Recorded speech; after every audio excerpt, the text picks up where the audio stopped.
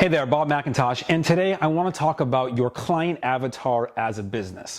One of the things that we help companies with is developing their personal brand and continuing to grow that personal brand. But one of the things that you have to do before you can ever get into that is fully understand who is your actual client. Now, the idea of a client avatar is not something new. It's not something that I created, but what it is a very detailed process that's going to help you identify exactly who your potential customer is going to be, who your perfect customer is, so that you can create as much marketing as possible targeted in on who they are, and the messaging for that will be as dialed in as possible. So a couple of things to consider. First of all, when you're creating a client avatar, I get that a lot of folks immediately want to say, wait, but my stuff applies to all of these people. And I'm sure it does in many cases. The problem is, with as much internet marketing, as many personal brands as there are out there right now, and all this other stuff, what ends up happening is if you talk to everyone, you actually end up talking to no one. Why? It's pretty simple, actually, when you think about it. Here's the thing. If, let's say you're, for example, a health and fitness coach. Perfect. You're a health and fitness coach. But guess what? There's a million health and fitness coaches out there. Literally, probably over a million. Now, if you're a health and fitness coach who helps moms over the age of 50 get back in the best shape of their lives, that's a whole lot more specific. And if I am a mom over the age of 50 who's trying to get in the best shape of my life, guess what I'm going to do? I'm going to pick the person who helps me specifically versus the general health and wellness coach. Why? Because that person's messaging resonates with me more.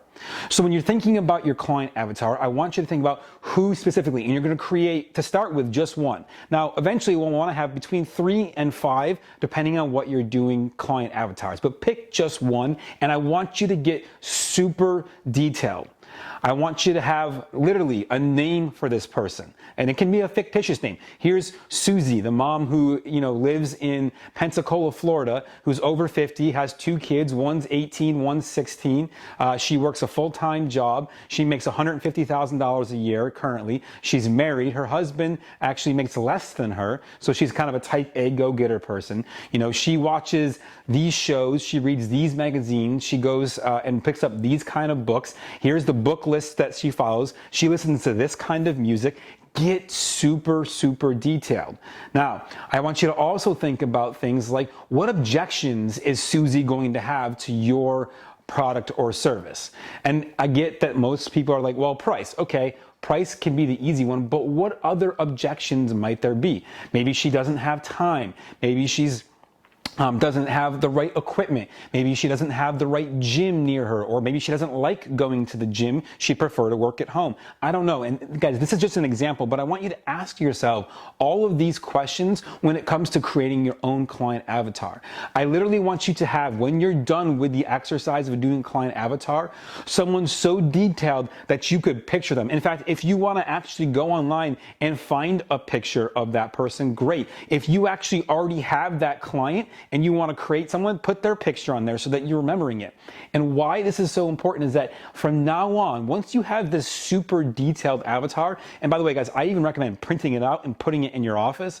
Now, every time you write an email, you create a funnel, you want to do a social media post, you're going out to an event, you're creating a flyer, you're creating marketing material, anything of this nature. When you create this content, you need to stop for a second and say, hey, would Susie like this? Does this resonate with Susie? Is she going to understand what I'm accomplishing? Is she going to resonate with my message? Is she going to say, yes, I want more of this, I want to open this, I want to read this, I want to buy that, whatever it is.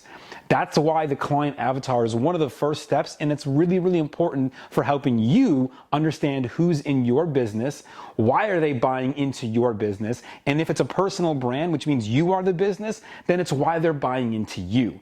And this is one of the most important things that we can start with as a new business. Now, if you're already established, let's say you already got some clients going and things like that, but you're not really seeing the traction you like. Well, have you created this exercise? Have you gone through and said to yourself, is the messaging I'm putting out, maybe I got a few clients? Because look, some of us can get lucky. We simply have the right audience. We have people who trust us, even though they may not be our right clients. And I want to share with you a quick story. So I have a really great audience, and they love the things that I put out there, and they love my content, and they resonate with it a lot of times. But sometimes when I'm creating certain things, they're not my ideal audience. They're not the ones that are trying to buy my thing. So if I create content for those people, trying to get them to do this thing over here, it's never going to work. And so this is why we also have multiple client avatars, because sometimes we have the perfect client, then we have the second best client or third best client, or sometimes we're offering very diverse services where this client's going to like this thing, but not necessarily this thing. And so we have two different perfect clients based on the service that we're offering. So I hope that this helped you understand better why the client avatar is important, how to get into more detail, and how to start thinking about it, because at the end of the day, it's an important piece to your business. That's it for now. Check out more of YouTube videos. Make sure you hit that subscribe button, because guess what? It's important to know when I drop new videos, which I'm doing every single Monday. I've got great content for all of you guys on YouTube here or Facebook or wherever you're watching my information. I appreciate you watching it. We'll see you in another video real soon. Bye.